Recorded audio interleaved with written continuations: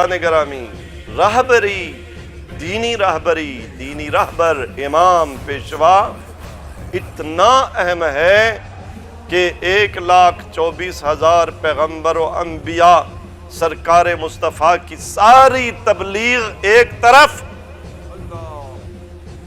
اور معاشرے کا امام معین کرنا ایک طرف۔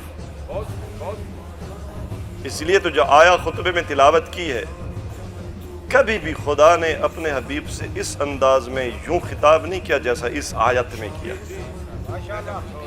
کہیں طٰہٰ کہا، کہیں مزمل کہا، کہیں مدثر کہا، کہیں یاسین کہا، کہیں کہا کہ اے میرے حبیب اتنی عبادت نہ کیا کر کہ تیرے پاؤں میں ورم آ جائیں۔ لیکن اتنی محنتوں کے بعد، اتنی جنگوں کے بعد، اتنے پیغام پہنچانے کے بعد آج کوئی معاملہ ایسا ہے کہ رسول سے بھی خدا کا خطاب کچھ اس طرح سے ہے، یا ایھا الرسول، اے رسول بلغ، پہنچا دے وہ حکم ما انزل الیک من ربک، جو تیرے رب کی طرف سے تیری طرف نازل ہوا ہے۔ اگر تو نے یہ پیغام نہ پہنچایا تو گویا تو نے 23 سال کے عرصے میں کوئی پیغام پہنچایا ہی نہیں ہے۔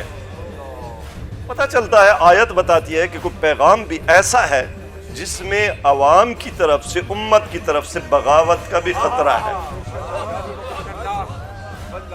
واللہ یعصمک من الناس، میرے حبیب، اچھا اللہ کے نبی جب پیغام پہنچاتے تھے تو ظاہر ہے جب وہی آتی تھی اپنے اصحاب ہی میں تلاوت کرتے تھے نا، وہی کچھ کاتبان وہی تھے، کچھ کو خامخواہ بنا لیا گیا ہے، اچھا جی وہ لکھتے تھے۔ ظاہر ہے اب پیغمبر نے وہ جو حکم آیا ہے بیان کرنا ہے، آس پاس کون بیٹھے ہوں گے؟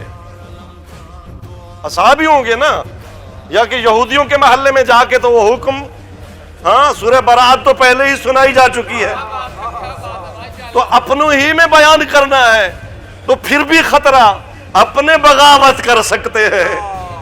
لہذا خدا نے تسلی دی، میرے حبیب ڈر نہیں، واللہ یعصمک من الناس، لوگوں سے پتہ چلا جو رسول کے ساتھ بیٹھ کر رسول کے حکم کو نہ ماننے والے ہوں، جتنا بھی رسول کی محفل میں بیٹھیں، آپ انہیں صحابی کا لقب دے دیں، اللہ انہیں ناس کہتا ہے۔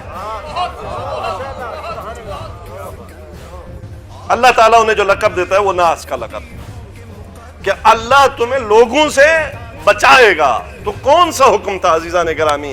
اس آیت کے شان نزول میں پھر سنی شیعہ مفسرین نے، محدثین نے یہ روایات نقل کی ہیں کہ جب غدیر خم پر جو حاجی آگے نکل چکے تھے انہیں واپس بلا کر، جو پیچھے رہ گئے تھے ان کا انتظار کرنے اور ان کے ملحق ہونے تک پالانوں کا ممبر لگا کر وہ عظیم خطبہ حجت الوداع جو آپ نے وہاں پہ دیا، وہ بیان کرنے کے بعد، خطبہ دینے کے بعد ایک اقرار لیا پیغمبر نے کہ الست اولیٰ بکم من انفسکم، حاجیو یہ بتاؤ تمہاری جانوں پر، تمہارے مال پر، تمہارے اوپر تم سے زیادہ میں مصطفیٰ حق کے حکمرانی رکھتا ہوں یا نہیں؟